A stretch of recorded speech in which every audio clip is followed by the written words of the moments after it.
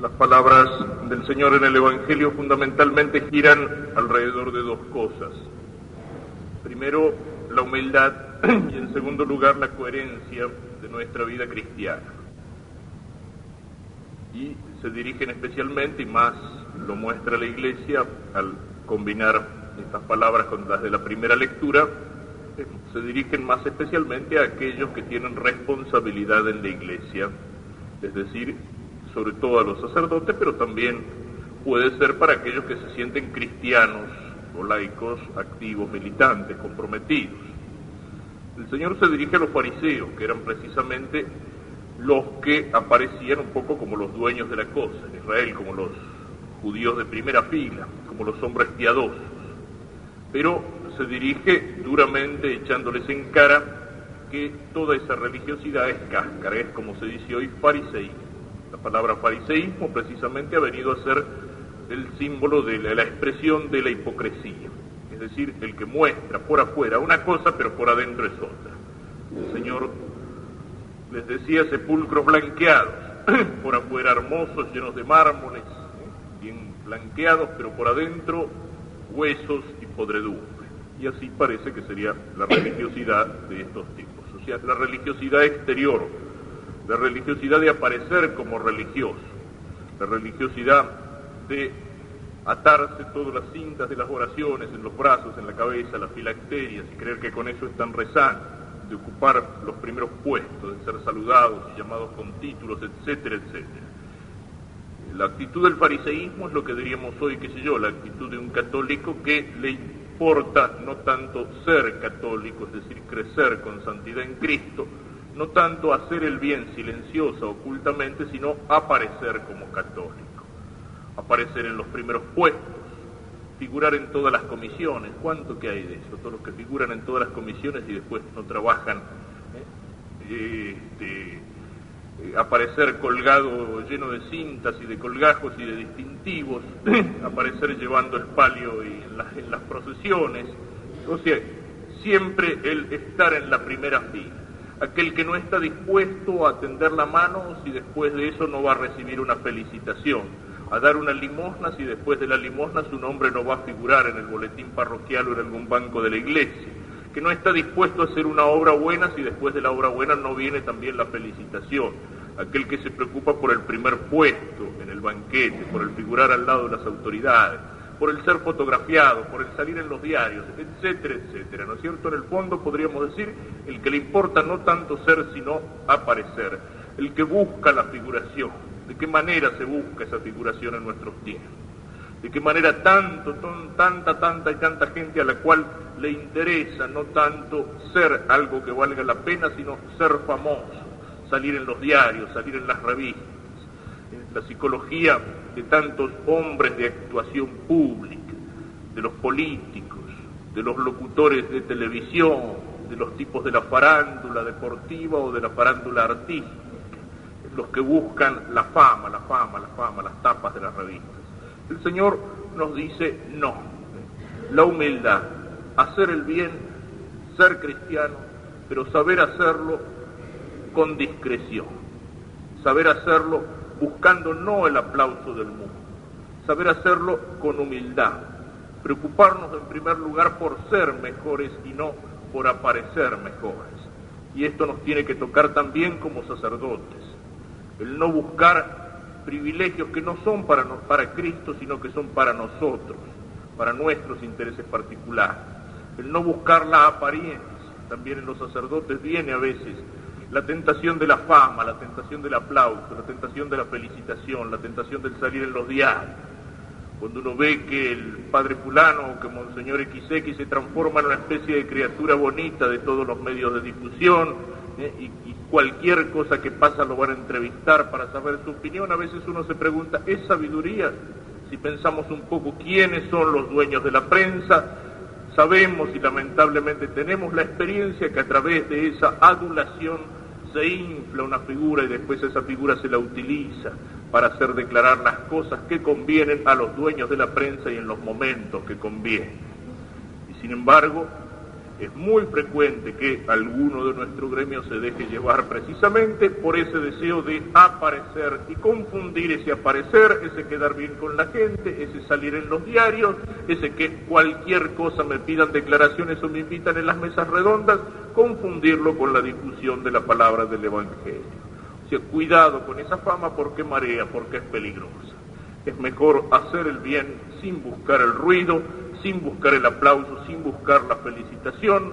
Es mejor preocuparnos por crecer en santidad, por crecer en verdad, que por aparecer, que por hacer facha y cáscara. Y luego dice el Señor también, llama a la coherencia. Critica a los fariseos porque enseñan una cosa y hacen otra. Los critica y dice a los fieles: haced y cumplid todo lo que digan, pero no os guiéis por sus obras porque no hacen lo que dicen.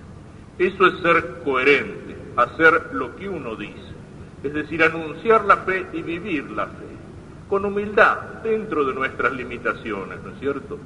A veces tenemos que decir verdades que nos trascienden, tenemos que predicar la santidad y a lo mejor no somos santos, y uno a veces puede sentirse un poco como acomplejado, como temeroso delante de esa responsabilidad. ¿Qué tenemos que hacer entonces? ¿Callar a lo mejor la verdad de Cristo porque la verdad de Cristo es mucho mejor de lo que soy yo? Ciertamente que no. Lo que tenemos que hacer cuando predicamos el Evangelio es recordar que en primer lugar nos estamos predicando para nosotros mismos. Tenemos que recordar aquello que la Iglesia le dice al sacerdote. Cuando el sacerdote se sienta a confesar, tiene que pensar en primer lugar que él también es pecador, que es un instrumento de la misericordia de Dios, pero que él también es pecador, para no juzgar después con dureza a aquellos que vienen a pedir el perdón. Yo sería un fariseo, seríamos fariseos nosotros si anunciamos el Evangelio pero no tratamos de vivirlo, si no nos importara nada, si estuviéramos predicando en lo que no creemos. Si hubiéramos renunciado al ideal de santidad, entonces sí seríamos perfectos fariseos. Pero si procuramos humildemente y con la gracia de Dios y en medio de nuestros tropezones y de nuestros defectos acceder a ese ideal de santidad elevada que Cristo nos anuncia y que Cristo nos propone, entonces sí podemos predicar con humildad una meta a la cual a lo mejor todavía en nuestras vidas no hemos llegado, no hemos alcanzado. Porque sabemos que eso es verdad, porque sabemos que eso es así, porque al mismo tiempo que exhortamos a los otros para alcanzarla, también nosotros estamos luchando para alcanzar esa meta. Eso no sería fariseísmo, eso sería al contrario, sería coherencia. Yo señalo aquello, digo, aquella meta es hermosa, tenemos que llegar allí. También eso exige humildad, ser coherente entre lo que pensamos y lo que hacemos, coherente entre nuestra predicación y nuestra vida. Es una tarea, es una empresa que no resulta fácil. Ser coherente para todos los cristianos es también esto un anuncio. Que el que dice soy cristiano, soy católico, ¿cuántos son los que dicen que son católicos en nuestra patria? El 80, el 85, el 90%. Nosotros pensamos somos un país católico. Y sin embargo, ¿cuántos de esos cristianos son, no digo los que se portan como cristianos de acuerdo a la ley de Dios y al Evangelio, sino los que tratan de hacerlo? Posiblemente muy pocos. Y sin embargo, qué importante que sería esa coherencia. Qué distintas que serían las cosas en nuestra patria si todos los que dicen que son cristianos, que son católicos, trataran de vivir como católicos. No sería un paraíso en la tierra, el paraíso no existe en la tierra. Sin embargo, sería algo mucho más aceptable. No habría tanta mentira, no habría tanta injusticia, no habría tanto crimen, no habría tanta infidelidad, no habría tanta pornografía, cuántas cosas que no habrían y cuántas cosas que serían distintas en nuestra sociedad si hubiera un poco de coherencia en aquellos que llevan el santo nombre de Cristo, que se dicen cristianos. Sin embargo, con lo que nos encontramos es otra cosa. El ser católico no pasa a veces de ser una etiqueta o algo que se declara en el censo, o algo de lo cual las personas se acuerdan de vez en cuando, o algo que no tiene incidencia en la vida. La falta de coherencia, el querer hacer un catolicismo a mi manera, un catolicismo a mi modo, un catolicismo a mi gusto, el querer hacer un catolicismo cómodo, el querer poner entre paréntesis algunas verdades principales de la fe o poner entre paréntesis algunos mandamientos, esa falta de coherencia. Muchas veces la gente dice, aquellos que van a misa se la pasan golpeándose el pecho y después son peores que los demás. En general no es cierto, no es cierto. Y en general los que dicen eso es precisamente porque ellos están buscando una excusa para no ir a misa y ciertamente no suelen ser mejores que aquellos que van a misa. Sin embargo, eso tiene que ser un llamado para todos nosotros, cristianos, católicos.